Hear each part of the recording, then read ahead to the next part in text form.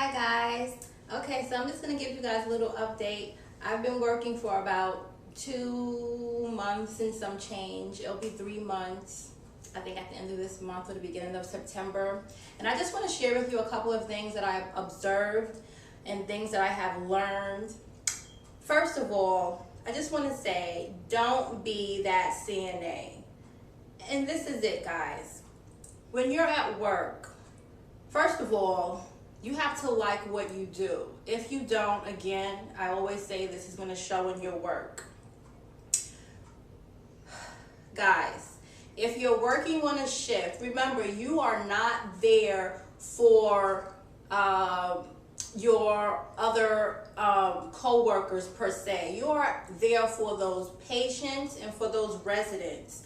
Now, if your co-worker's light is ringing, there's a whole bunch of stories that, people talk about, they gossip about at work.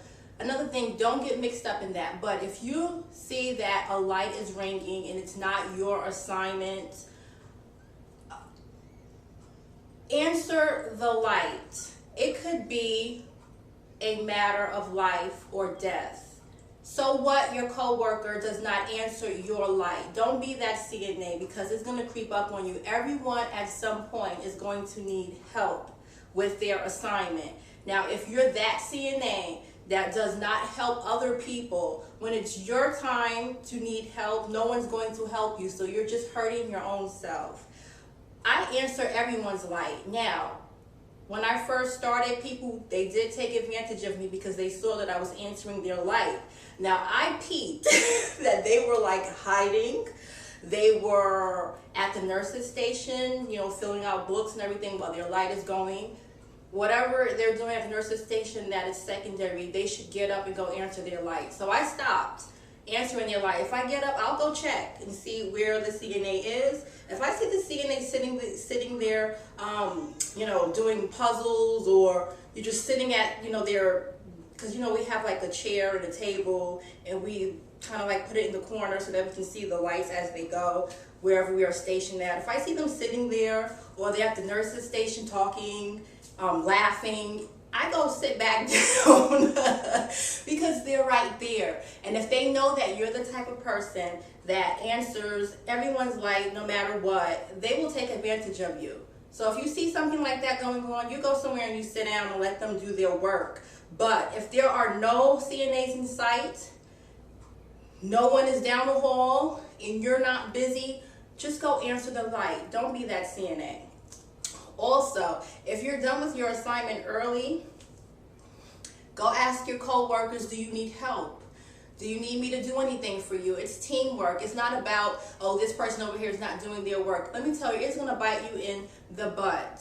It really is, because you're just hurting yourself.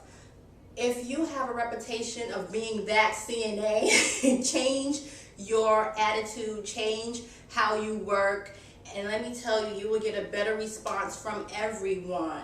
It is not the residents' fault that they're there. Some, it may be because they didn't,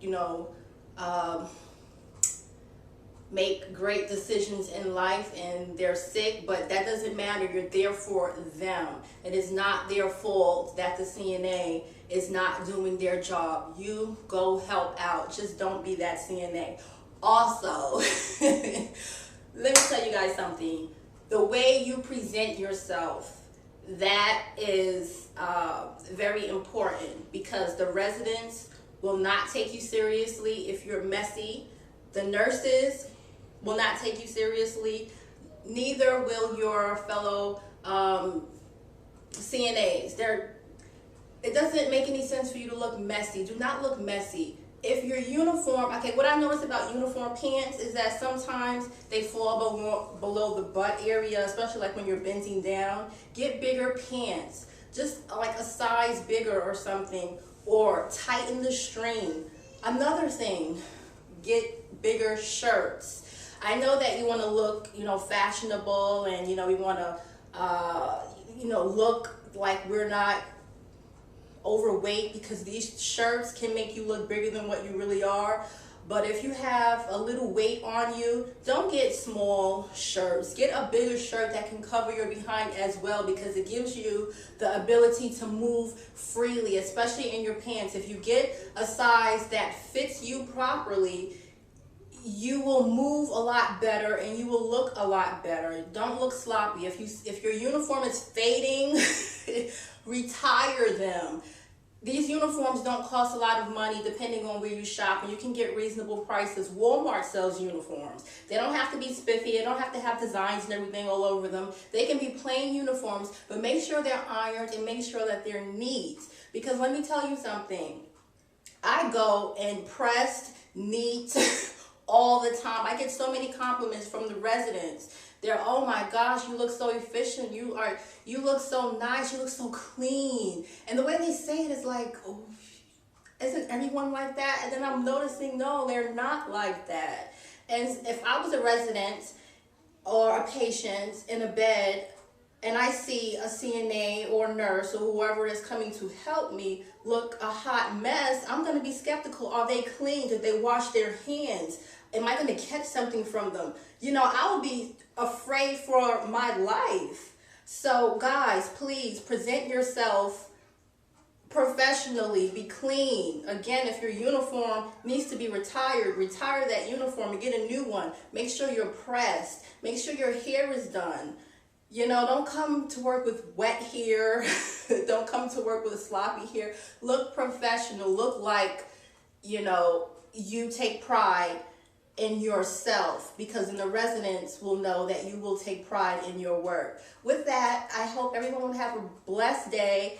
And if you have any questions, let me know. I will be happy to answer them. Until next time, bye.